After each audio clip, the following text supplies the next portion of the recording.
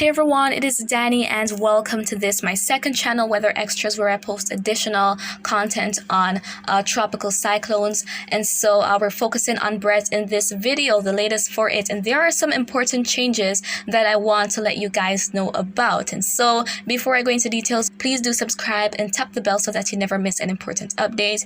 And so we're looking at the infrared satellite imagery of BRET, and we can see these two distinctive blobs of convection around the system. So it has not improved much since yesterday, and the reason for that is the wind shear. Now, as we go on to the visible satellite imagery, the center, that low-level center of circulation, was actually exposed, and there we can even see it in those earlier frames of this loop here. So the cyclone is struggling out there because of that wind shear, and that's why it hasn't intensified much since yesterday. But we can see that new area of some convective activity developing and maybe trying to wrap around the center of it. So let's see how it progresses through today. Of course, I'll be giving another update, a detailed update on my main channel, Weather Girl Danny, this evening. But for now, the system is struggling. And as we go on to the cone of uncertainty from the National Hurricane Center, we have a big change compared to what was anticipated this morning. So BRET is no longer expected to become a hurricane, which is some really great news. And so as we look back at the forecast track from earlier this morning, we can see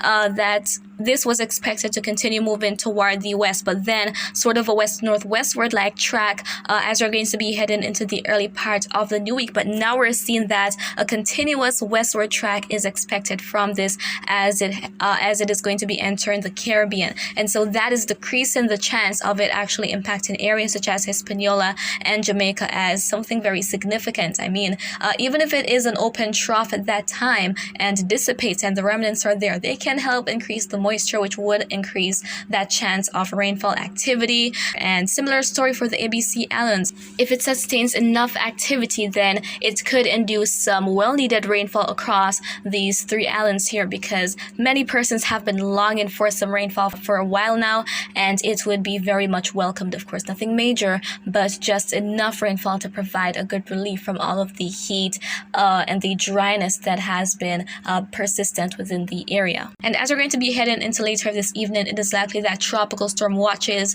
will be initiated for some areas. And as a matter of fact, right now the National Hurricane Center has stated the main hazard affecting land, which is the rainfall. So it reads here from this extract: rainfall amounts of 4 to 6 inches with a maximum amount of 10 inches are possible across portions of the Lesser Antilles from Guadeloupe southward to St. Lucia. Rainfall amounts of 2 to 4 inches are possible across Barbados and St. Vincent and the Grenadines. The heavy rainfall could lead to flash flooding, especially across areas of higher terrain. Isolated urban flooding is also possible. So those areas, if you're in any of those listed islands, please take all necessary precautions and do not take any unnecessary risks. And do not think that the danger of this is significantly reduced up to the point where it will be minimal, because it is struggling out there. There is still likely to be a bit of strengthening, and sometimes it takes less than a tropical storm to do some catastrophic damage and results in a lot of flooding. I mean, with Trinidad, for example, lots of times there were these tropical waves moving by, or just all that activity along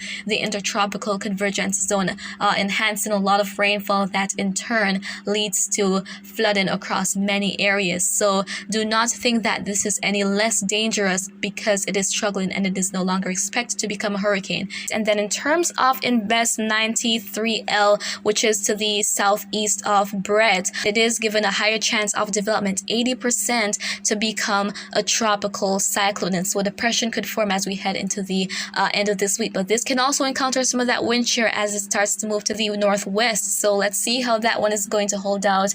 But there is the chance that it is going to be missing the Caribbean, a pretty good chance of that happening. However, I'll continue to watch this because changes are always possible, and that is something that I always say, because we're talking about the weather here and it changes constantly. So that is what I wanted to share with you guys in this video, and have an amazing rest of day.